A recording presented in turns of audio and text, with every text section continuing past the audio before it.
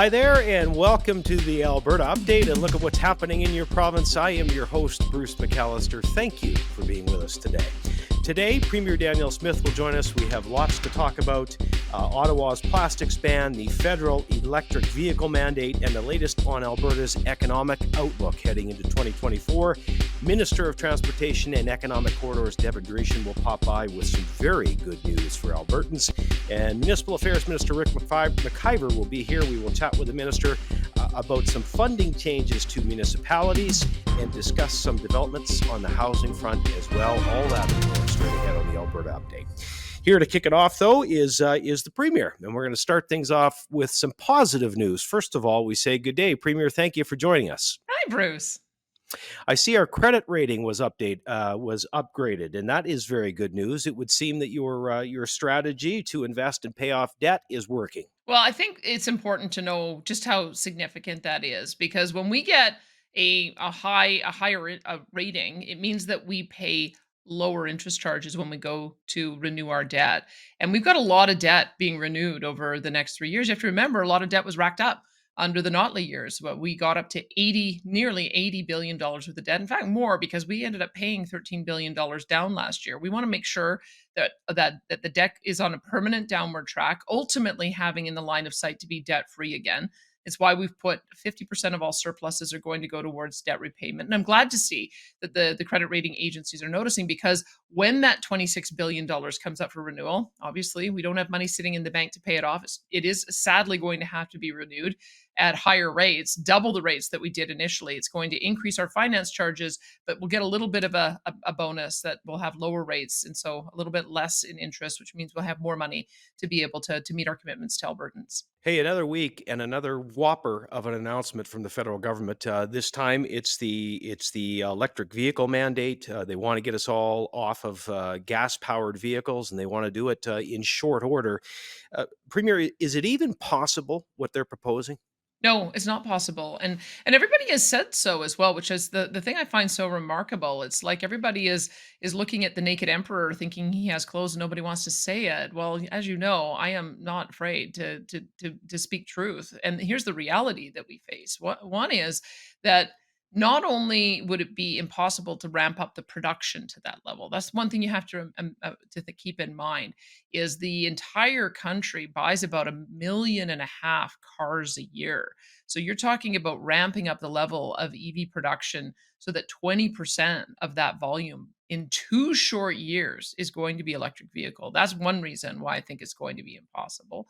The second part of the problem is that people aren't buying them. If you look at what's happening in the United States, both GM and Ford have just scaled back their production because they've got a bunch of inventory growing on their parking lots, because people are concerned about charging stations. They're concerned about the cost of batteries. They're concerned about range and what happens if they don't have the right range. And so it's not the kind of car that works for everyone. Number three is we want to build out a hydrogen infrastructure. We've already demonstrated that's the direction we're going with the investment in Air Products, which is a net zero hydrogen facility. They'll be producing hydrogen fueling stations. Edmonton International bought 100 hydrogen Toyota Mirais, and we bought 3 of them from them. So we've started our fleet of hydrogen vehicles in our government, where we launched and helped supported the hydrogen buses that are piloted right now in Edmonton and Strathcona. We're working to do dual fuel vehicles to convert semi trucks. But this is the point. This is all early stage. None of that is going to be available by 2026 to roll out so that it's 20%. So the other aspect is the power grid. The power grid cannot support more than 2 plug-in vehicles on a block. People have to upgrade their homes so that they can accommodate fast chargers. The grid needs to be upgraded so it could accommodate that.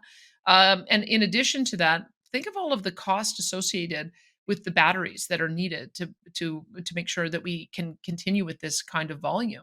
We've got a number of investments being made in Eastern Canada, but they're not going to be up and running. Stellantis isn't going to be up and running with batteries by the time we get to 2026. So you're looking at all of this just thinking, this is nothing but magical thinking. The impact is going to be severe, though. I mean, I've told people that we better buckle up, because we're going to end up seeing rationing of gas-powered vehicles. When I talked to the manufacturers, this is what they told me. If we only buy 2,000 electric vehicles in this market, it means to be able to meet their 20% target, they're only going to be allowed to sell 8,000 gas powered vehicles. So, in a province that sells 200,000 or buys 200,000 vehicles a year, that means that by the end of January, we're going to be into rationing and you're going to have to get on a list to wait till next year. That's the only way I can see this working. And I want people to be prepared for it because it's not doable, but it's going to have an enormous impact on the lives of everyday Albertans. Well, I'd like to see more premiers across the country speaking out against it. Premier, I'm glad you are. You just gave us a lot of reasons to be concerned with it. The consumer choice ought to matter in this as well. Listen, let's talk about the plastics ruling. I know the federal government has decided to appeal the ruling, of course, and your government made an announcement this week about that. Yep, I know that the federal government has 2 options when they lose in court. One is to appeal, and one is to say, "Yep, the court's right, we'll change the law." And that's what they should have done in this case. The plastics are not toxic. Let's be very clear about that. Just even look around at your desk, and look around through the course of the day and see how many times you come into contact with plastic. I'm just perusing my desk, and almost, there's probably 20 objects on my desk that are made of plastic. That's not the same as asbestos. It's not the same as mercury. Like those are truly toxic substances that do have to be regulated in a different way. What they were doing is they were making an arbitrary designation of plastics as toxic so that they could justify using the criminal law power to enter into our area of jurisdiction, and they got called out on it. The court said it was unreasonable. The court said it was unconstitutional. And what did the government do? Well, they're appealing it. And they're making us continue to fight it out in court. And we're going to do it. We're going to meet them every step of the way. I just wish that they would do the right thing, recognize that there's a better way for us to manage plastics with recycling. We're starting to unroll our extended producer responsibility program next year. I think there's going to be all kinds of uses for plastics to be collected and mechanically disaggregated or chemically disaggregated so that they can be turned into useful products. That's the direction we should be going, as opposed to, wooden cutlery and Mhm, paper mhm. straws. That's not going to have the kind of impact on the environment that we're looking for. 100%. Look, it's been a tumultuous year to say the least when it comes to dealing with the federal government. The plastics, the electricity grid, now the electric vehicles. What do you see going forward in 2024? Are they going to relent? Will your strategy change any? My strategy from the beginning is to really engage in a spirit of cooperative federalism.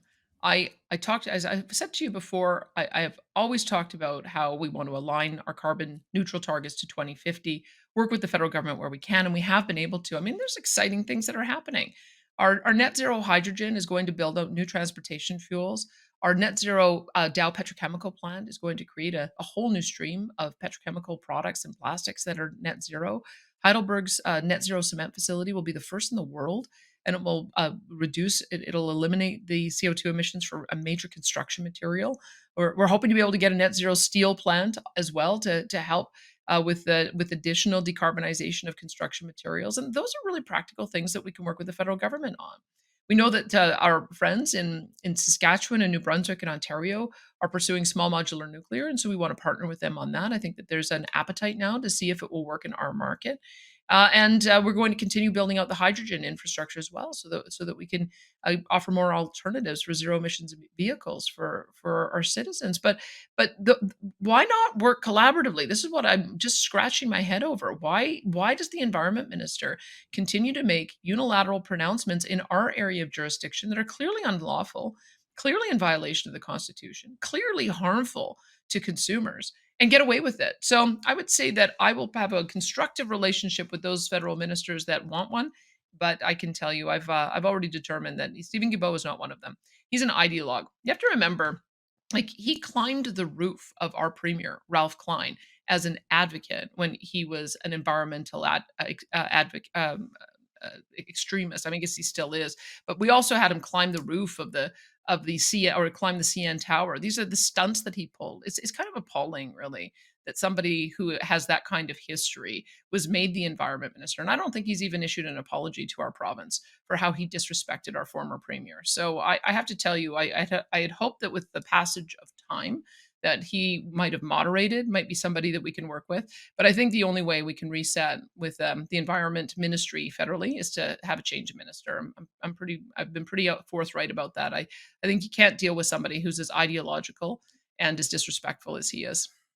Well, I know I speak on behalf of a lot of Albertans when I say thank you for standing up for us continually to Ottawa. Listen, Premier, Merry Christmas to you, to David, and the entire family. Do me a favor, would you? Over the holidays, take a break, take some downtime. I'll have a couple of days to see family, but Merry Christmas to you too, Bruce, and we'll see you in the new year. There's Premier Danielle Smith today. And we should mention the next Alberta Update program will be January the 4th. And it won't be your typical program like this. What we're going to do is a sit down one-on-one. Premier and I are going to reflect on the year that was and look ahead to 2024. Again, one-on-one with the Premier on January the 4th. And that goes live to YouTube at 7 p.m. Well, enough is enough. That is the message from Alberta's Minister of Public Safety and Emergency Services, Mike Ellis. This coming after a recent string of violence in Alberta's larger cities. Here is Minister Ellis now with a strong message to perpetrators of crime. Hi, I'm Minister of Public Safety and Emergency Services, Mike Ellis. And before I was ever elected, I was a police officer in Calgary. I want to read about a crime that happened recently on Alberta streets. So please, listen. A female patron was exiting an Edmonton mall on a weekday evening when she was approached by a masked man who attempted to rob her. She fled to a nearby vehicle, who was let inside by the Good Samaritan. The suspect then approached the vehicle and pointed the gun at the driver before moving towards and shooting someone who was unlocking their bicycle. The suspect continued carjacking at gunpoint another female before speeding away and crashing her vehicle. After a foot chase, the suspect was apprehended by the Edmonton Police Service and was found to be in possession of a sawed-off shotgun, multiple rounds of ammunition, and 27 grams of methamphetamine. At the time of the offenses, the suspect was on a release order for aggravated assault with a firearm and has a lifetime firearms ban and weapons ban. So just a few months ago, a father of 7 tragically murdered, also being reported as random. The alleged offender was out on bail, living in a tent not too far from the station. News outlets reported that the alleged offender had a long criminal history, including assault and robbery. Also, there was a shooting on a moving bus in Calgary, stabbings on a C-train platforms, and a flare gun attack engulfing a man in flames inside a station, which are just some of the violent attacks in Calgary making people feel unsafe. These stories are heartbreaking when we consider the suffering of the victims and their families, and they are equally frustrating when we hear about the alleged perpetrators. Random shootings, random murders, from alleged offenders who are apparently out on bail or release. Everyone knows that our bail system is broken when repeat offenders can repeat crimes so easily. This bail system was brought in by the Trudeau government, and it has been devastating for every province, not just Alberta. Well, Albertans have had enough. Our government has had enough. I personally have had enough. And that's why earlier this year, Premier Smith stood up and issued a demand letter to the Prime Minister, along with every single premier in Canada, to fix our nation's broken bail system. And it worked. Parliament passed amendments to the bail reform. That's also why we're delivering on another of our spring promises, increasing officer presence in the core areas of Edmonton or Calgary with 100 new police officers. It's why I've also been working closely with the Minister of Justice, Mickey Amery, to create a specialized prosecution unit to address deteriorating safety in Alberta's major urban centers, along with a new strategy to ensure criminals and gang members are detained and effectively prosecuted. And it's why we are also looking at ways to decrease open-air drug use in illegal encampments. so people can live and enjoy their cities without worrying about their safety. Alberta will continue doing all that we can and what we must to ensure that every person feels safe, and will continue taking concrete action. As Minister Ellis just said, increasing public safety is a major priority for the Alberta government, as Albertans have a right to walk through their communities or take public transit and feel safe in their communities. That is why Alberta's government is investing over $12 million to support the hiring of 100 new additional police officers in Calgary and in Edmonton. These new officers will help target high crime areas like transit centers and the downtown cores as well. Adding more boots on the ground is welcome news to the chiefs of police in both Edmonton and Calgary. To say these resources are greatly needed is an understatement.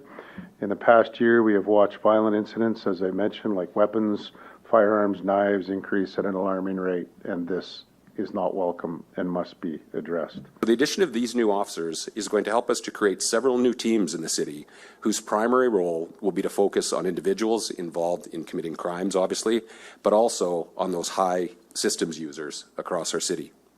In working with our partners in the judicial and social support areas, we're going to aim to provide a more individualized case management approach to affect real change in the lives of these individuals and to lessen the impact that they're having on the communities in Calgary. The Alberta government has also expanded the Safer Communities and Neighborhood units in Alberta to help tackle problem properties in residential communities throughout the province.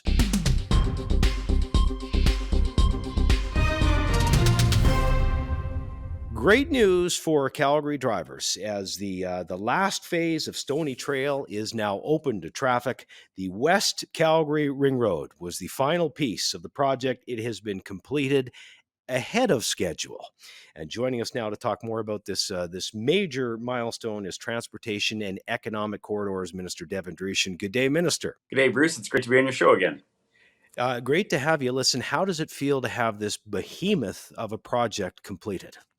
Well, incredible. This last phase was $1.2 billion out of a total of a $4 billion project. So just great to see that this will not just help out for people on the west side of Calgary, but even within the city. Sarcee Trail, 16th, there's so many other roads that are now going to have a lot less travel time, because just the rerouting of traffic throughout Calgary is going to become a lot more seamless, and just really good news for Calgary and the province. Many people, when they think of the Ring Road, Minister, I think they probably think over the last 10 years or so and all of the developments. This project, though, goes back a lot further than that, doesn't it? Yeah, you look at actually the Social Credit Party back in the 50s had a dream of building a ring road around Calgary. And then obviously in the 70s, Premier Lougheed, his government actually started to buy the land to make sure there was a transportation corridor, utility corridor around the city. And then you look at, since 1999, all the different transportation ministers and premiers that have had their fingerprints on this project. So it's really been an incredible, historic province building project, and it's great to finally see it completed. Well, it's funny. We'll have Minister McIver on here in a few minutes to chat, and I know he played a big role in this as well. And, when he was transportation minister, so I'm sure he, as many others, are happy to see it completed. Listen, let's shift gears a little bit. Another announcement that your government made this week, you're increasing the property damage collision reporting threshold to $5,000. What does it mean for drivers who are involved in fender benders? What do they need to know? So it means a lot less time for them when they have to go through an accident. So right now, if you got into a fender bender, your bumper, your tail light got knocked out, if it's $2,000 or more, you'd have to actually go to the RCMP, you'd have to report it, or go to a collision center and report. And you'd actually take hours out of your day to go and to report really a minor accident. And that was gobbling up not just Albertans' time, but also police time, because there's about 90,000 accidents that had to be reported last year. So with this threshold now being 5,000, you're going to have all these minor fender benders taken out of the system, and really just free up policing time as well as Albertans' time. Minister, another year is almost behind us. Looking back and reflecting a bit, what would you say the major accomplishments are for your ministry? I suppose the Ring Road would be one of them. Ring Road is obviously huge, and looking forward, we made some really good initiatives on Highway 686. That's a highway from Fort McMurray, essentially across over to Grand Prairie, where we've actually worked with 3 First Nations to allow them to kind of be in the driver's seat when it comes to consultation and to figure out where exactly the best line on the map would be for this new 200 plus kilometer road. So I think, working with First Nations and working with the construction industry, the road building industry, to make sure that we can build our province faster, as well as get value for taxpayers' money. That's an initiative that's been started this year, and we'll see where it goes in the next 4 years. Minister, Merry Christmas, and you too enjoy a break over the season. Thanks. Merry Christmas to you and your family. Thanks, Bruce. There's Minister of Transportation and Economic Corridors, Devin Dreeshen. Well, thousands of Albertans who rely on social benefits are acutely impacted by the increased cost of living. To support those who need it most, the province is indexing financial benefits for Albertans who depend on the assured income, for the severely handicapped, for income support, and the Alberta Seniors Benefit. Albertans receiving these benefits will see their rates increase by 4.25%, effective on January the 1st. Indexing benefits is a critical measure to support thousands of vulnerable Albertans and their families who are struggling due to inflation. The Alberta government is delivering on a demand from Alberta's 330 municipalities with a plan to provide stable, predictable, and sustainable funding for priority projects. Minister of Municipal Affairs, Rick McIver, joins us now to talk more about this. Minister, welcome. Great to see you. Great to be here with you, Bruce. Thank you. You will be launching the local government fiscal framework in 2024. What is it, and how is it going to impact Alberta municipalities? Okay, well, this is something I think will be of great interest to municipalities and by extension to all Albertans. Back in 2007, the Alberta government launched what was then the main capital funding program through municipal affairs to municipalities called the Municipal Sustainability Initiative. This year, which our government fiscal year, of course, ends March 31st, will be the last year of the MSI. And that is being replaced by what's called the Local Government Fiscal Framework. Okay, so it's got a different name. So I guess the other question is, so what's changed? Well, the amount of money to start with, at least, is the same. But what's important here is this is an example of our government saying yes to municipalities. This is something they've asked for a long time. They've always said, we want to share with the prosperity of Alberta. When we see the provincial revenue going up, we think it's only fair that the municipal capital funding revenue should go up. And the municipality said, in fairness to them, they said, and what in return for that, we would agree with when the provincial revenue goes down, then our revenue can go down too by the same percentage. So it took a little while, but we said yes. Yes, you did. And look, you may have just touched on this, Minister, but I'll follow up anyway. How does it differ from the current municipal funding model, and what kind of projects will it support? Well, here's the great thing. One of the best things about this is that that's up to the municipality. They have, I won't say they have 100% flexibility, but pretty darn close. Almost anything that a municipality needs to do if they want to invest in the pipes under the ground, the water and sewer pipes, parks, even capital for vehicles that they need to run municipal operations, to anything, the municipal buildings, basically whatever a municipality needs to do and build with capital, the LGFF is flexible enough for them that we almost always say yes. So that's a great thing, because when you try to be too prescriptive with the program, then of course if 10 municipalities just finished upgrading all their water and sewer pipes, and you have a program just for water and sewer pipes, then those 10 municipalities are left out. If you have a program for rec centers and another 10 municipalities just did that, then they're left out. This is like whatever you need right now for the greatest use, the greatest need of your citizens in your municipality. The answer is basically yes. So that's very good, and so starts out. And here's a great thing: people aren't always happy when we make funding announcements, because with municipalities it's never enough, and that's not a criticism of them. It's their job actually to ask for more, because there's never enough money for them. So consistent with that, the Alberta municipalities within the last 3-4 days said our new funding formula is good. They like it. They like the way we've broken it out. And what's interesting about it is it's principles based. We talked to municipalities. We did a great deal of consultation.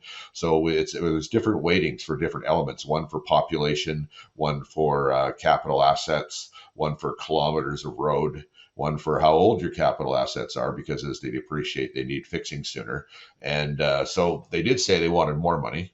No big surprise there. That's just them doing their job right. But they actually said, and I was quite gratified, our staff in municipal affairs worked very hard, and we listened very hard to municipalities across province. And when we developed the principles and the formula that we're using, they love the formula, and I doubt the day will ever come when they say the money they get is enough. Well, kudos to your team. I know you worked really hard at it.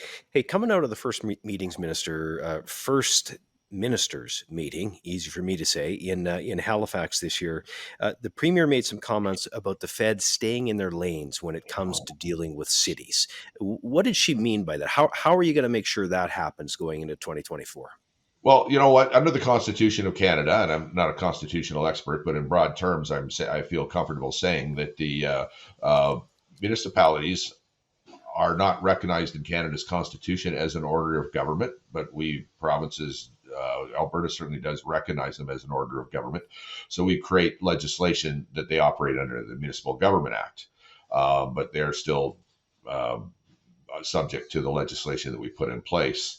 So when the federal, under the Constitution, when the federal government wants to deal with municipalities, they are actually required to go through the province to say, this is what we want to offer to the municipalities. Let's find a way to do on this together. Well, our current federal government, that I don't think it's any secret to anybody, they've been fully hostile to Alberta for basically since current prime minister has been in place, have been doing their very best to end run the provinces, including Alberta. And so what we are going to do is try to put a stop to that, because it's about politics. It's not actually about giving better services to municipalities.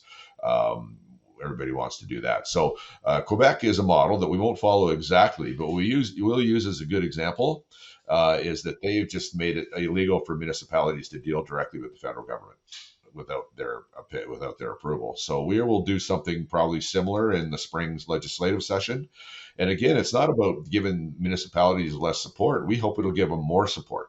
Right now, Alberta, with about 14% of Canada's population, there was one big program recently where we got 2.5% of the federal funding. Ridiculous. Quebec, on the other hand, gets more than the percentage of funding based on their population. So, well, we're not criticizing Quebec. We're saying we're going to learn from what seems to be working well for them, and we're going to tell the federal government to stay in their lane. If you want to deal with municipalities, talk to us. We want to help municipalities too. You may have been alluding to housing affordability, where some of that money was directed in 2.5%, or maybe not. There's so many programs. That was a housing formula. And here's the thing: we want to support. There's about 330 municipalities in Alberta. We want to support them all. Now, the federal government probably won't forget Edmonton and Calgary, but they're likely to forget Stettler and Milk River and high level and smaller municipalities. And the fact is, so we need to say, no, you know what? We will work with the municipalities. We'll work with you too, the federal government. You just got to stop trying to stop ignoring the Constitution, work with us, and give us our fair share of funding. And municipalities in Alberta, I believe, will do better. How about housing affordability, Minister? It's a tough one. What is your ministry doing to address it and ease those concerns for Albertans? Well, we will be coming out very shortly with a housing affordability program led by my good friend and colleague, Jason Nixon. But municipal affairs will be working on that too. We're contributing, I dare say, heavily for a program that will come out.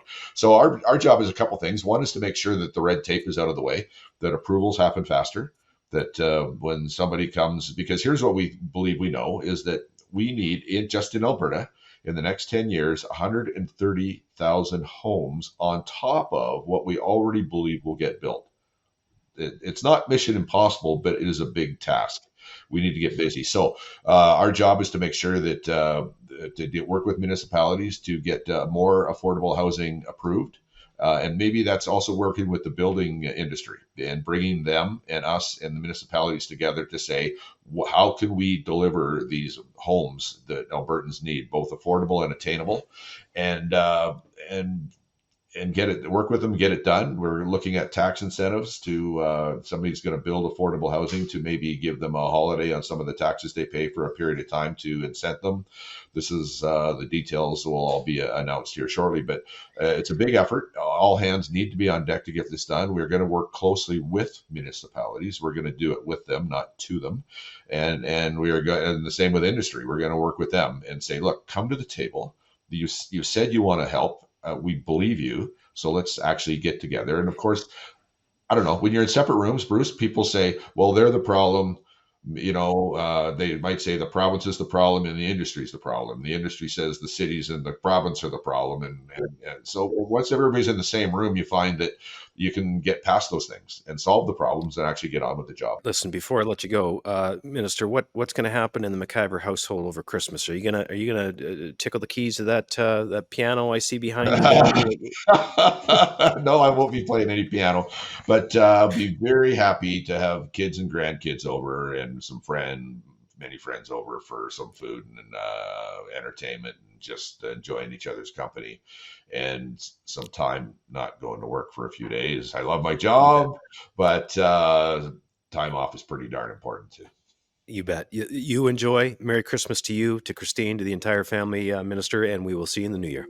Merry Christmas, Bruce, and yes, thanks for all you do, and to Albertans, Merry Christmas to you too. You were lucky to serve you, and 2024 we need to all make better. Thanks. You bet. Minister Rick McIver, Municipal Affairs Minister, joining us on the program, and that does it for the Alberta Update this week, as we bring you a look into what's happening in your province, what your government is up to, and you can always view the Alberta Update on YouTube, on your Alberta YouTube page, or the Premier's at AB Danielle Smith.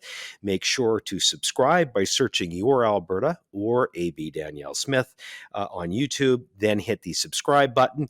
And a reminder, our next update will be January the 4th, and what we're going to do is have a sit-down one-on-one interview. The Premier and I will discuss the year that has been in 2023. We'll look ahead to 2024, and I'll see if I can't come up with some questions that she's not expecting. And so we'll look forward to that conversation. You can watch it January the 4th, 7 p.m. It goes live to YouTube, and we'll look forward to seeing you back here then. Of course, until then, from all of us at the Government of Alberta, have a safe and wonderful holiday season. Merry Christmas and Happy New Year.